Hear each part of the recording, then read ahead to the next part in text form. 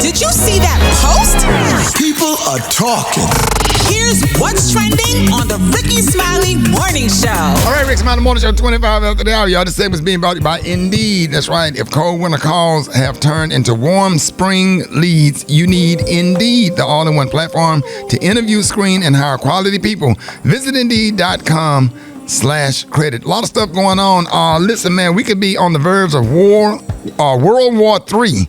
Now, I know it because anxiety to think about it, but let's have the conversation. So how are you preparing for what many say is just a matter of time? Hit us up at 866-9-RICKY and tell us how you feel about the possibility of war.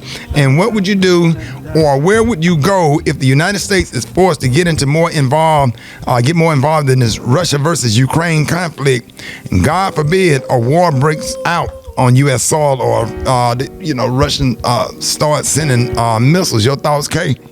All right, so yesterday, after almost 3 weeks of fighting against Russian attacks, the president of Ukraine basically begged the United States for air support and a no-fly zone. So a no-fly zone would prohibit Russian aircraft from entering Ukraine by means of combat.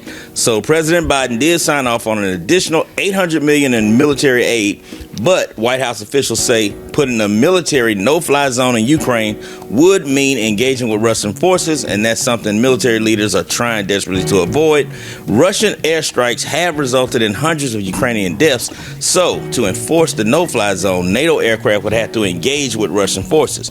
That is what would lead to World War III. Things will also pop off if Russian President Vladimir Putin does anything to attack a U.S. territory and or maybe even a neighboring NATO country. So what do y'all think? So okay, let me ask you this. How many countries are in NATO, and do you think that Vladimir Putin would be willing to fight all of these different countries that's a part of NATO? Because if they give them jets or whatever, you're right, that is officially World War III. Right. If a United States plane shoot down a Russian plane, and they start retaliating against the United States, and he got nuclear missiles that can reach the United States, and he started firing off missiles toward New York City and LA. They're gonna probably try to target big cities or whatever. And he's isolated. Nobody's in the room to disagree with him. He's a rat that's pushed into a corner, basically. Because if he were to engage with any NATO country, the whole purpose of NATO is that a group of countries got together and decided that, we're all, basically democratic countries, and we are going to band together and have each other's back in the event that Russia or China or North Korea, one of these outlaw countries, decides to act up. Right. Now, why wasn't Ukraine a part of NATO? Because they were kind of a part of the Soviet Union back in the day. Yes.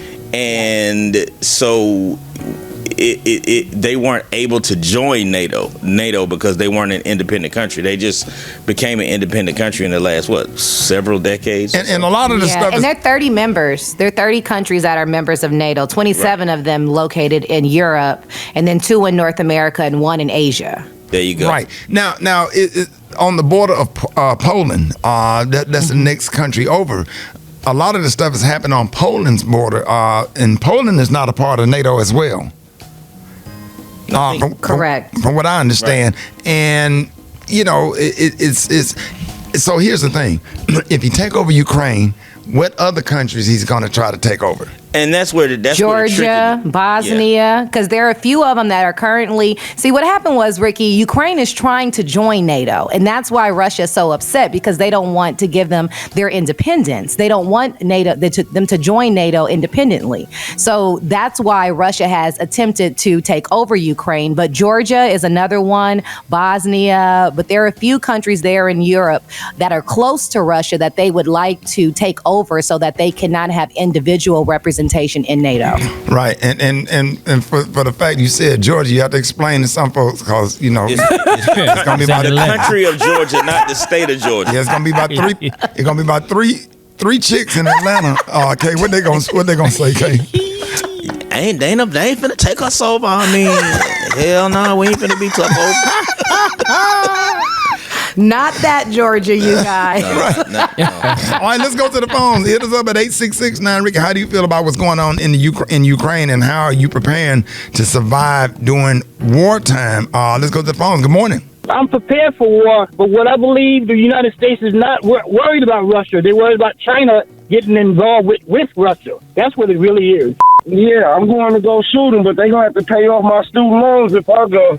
I'm definitely prepared. I've been prepared for years. The Bible talks about the pestilence and the wars that's going to happen in the last days. So, yeah, I'm all for it, man. Let's get it popping. Armageddon can come. We can get all this craziness over with.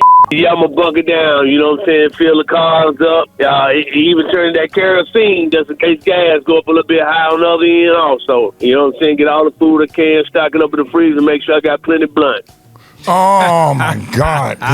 People, my people. The hood Gotta is love checking him, in. Rickey. Oh, my God. And Justice Smollett is free. It's a lot of stuff going on.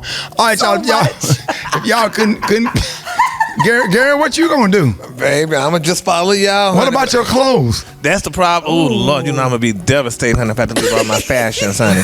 I'll just take a couple of my better pieces. Gary, if a war break out, Gary, what clothes you gonna, what you gonna grab? What you grabbing? Well, honey, I'm gonna grab my tights, honey, my tennis shoes. Which tennis shoes? Huh? Which tennis shoes? Which shirts you gonna get, Gary? I'll probably get, which one would I get, though, child? Them Robert Grahams? My Robert Grahams, yes, and I still got a pair in the pack. So I'll grab those girls, honey, and I'll give you my nice little tennis shoes and my tights and my jeans. Right. And hopefully they got good fashions out there. Right, and what furniture you taking? You gonna get a little U-Haul? What piece? Because you got a lot of chairs in your apartment. I'll probably take one of my recliners so I can relax at the end of the day, child. And get one of the recliners, honey. And a little table stand, and that's all. That's all I'll be able to get. Yeah, you gonna get your TV off the wall? You can watch. Oh, well, it ain't on the wall. You can watch The View. It ain't on the wall. No, I ain't got no wall, was Ricky.